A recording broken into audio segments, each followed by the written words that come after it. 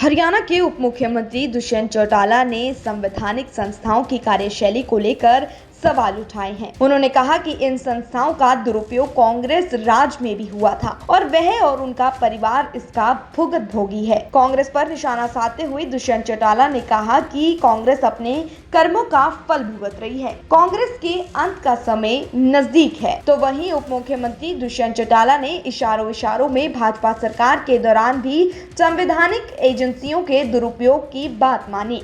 उन्होंने राहुल गांधी को कोर्ट द्वारा 2 साल की सजा सुनाए जाने को कांग्रेस द्वारा किए अतीत के कर्मों का फल बताया। दुष्यंत चौटाला ने कहा कि कांग्रेस के समय से ही संवैधानिक संस्थाएं राजनीतिक पार्टियों का अड्डा बन चुकी हैं। दुष्यंत चौटाला ने ये भी कहा कि हम तो शुरू से कहते आए हैं कि संवैधानिक संस्थाओं का दुरुपयोग किया जा रहा है और कांग्रेस राज में उनका परिवार इसका भुगतभोगी रह चुका है, क्योंकि उनके पिता और दादा 10-10 साल की सजा काट चुके हैं। कांग्रेस ने उस वक्त सीबीआई एजेंसी का दुरुपयोग किया था। उन्होंने राहुल गांधी को न्यायालय के फैसले पर सवाल उठाने की बजाय हाई कोर्ट जाने की सलाह दी। तो वहीं दुष्यंत चौटाला ने खालिस्तान समर्थक अमृतपाल के बारे में पूछने पर कहा कि समय रहते ही अमृतपाल जैसे लोगों पर कार्रवाई की गई है।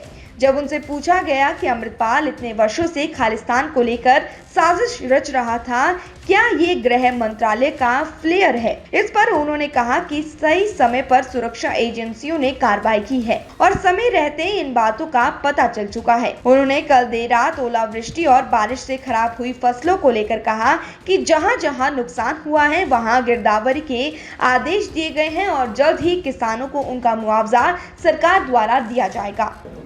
अगर मैं यही चीज़ आपसे पूछूं कि मेरे पिताजी और दादाजी को 10 साल की सज़ा कोर्ट ने दी, तो क्या वो साजिश थी? आज कोर्ट का डिसीजन आया है। मुझे लगता है कोर्ट के डिसीजन सही आए गलत आए, इसको क्रिटिसाइज़ हम नहीं कर सकते। हम नेक्स्ट कोर्ट के अंदर जाकर अपील कर सकते हैं। उनके पास अभी भी रास्ता है। अभी तो जुडिशल मजिस्ट्रेट ने फैसला किया है, उसके बाद सब सेशन जज का फैसला है, हाई कोर्ट है, सुप्रीम कोर्ट है। मैं मानता हूँ कि जुडिशरी को इस तरीके से क्रिटिसाइज आज ये कर रहे हैं, ये अपने आप में जो इनके कार्य रहे हैं इतिहास में, ये अब इनको भी वही कार्य भुगतने पड़ रहे हैं। जुडिशरी ने 30 दिन का टाइम दिया था, लेकिन पार्लियामेंट ने जिस तरह से एक्शन लिया है। हरियाणा का केस है प्रदीप चौधरी जी का, उनको 2 साल की सज़ा हुई थी। हरियाणा विधानसभा ने सेकेंड डे उनकी सदस्यता रद्द करी थी। माननीय हाईकोर्ट हिमाचल प्रदेश ने उनको स्टे भी दिया, उनकी सदस्यता भी वापस आई। तो या तो कांग्रेस बहुत घबरा गई है या कांग्रेस को ये एहसास हो गया है कि अब जो कांग्रेस के अंत की हम बात करते थे वो पास है। आज देश के जो हालात हैं उसका ही नतीजा है कि जहां रीजनल पार्टी स्ट्रांग होती दिखी, कांग्रेस ने उनको इस प्रकार की मशीनरी यूटिलाइज कर कर कमज़ोर की और आज कांग्रेस उस चीज़ पे मोहर लगा रही है। मैं तो ये मानता हूँ कि कांग्रेस ने मान लिया है कि उनके करे हुए कर्मों का फल आज उनको भुगतना पड़ रहा है। मैं तो आज कहूँगा कि जिनके कर्म थे आज वो अपने कर्मों को भुगत रहे हैं। इससे बड़ा एग्जाम्पल क्या होगा? बीजेपी वही कर्म कर रही है।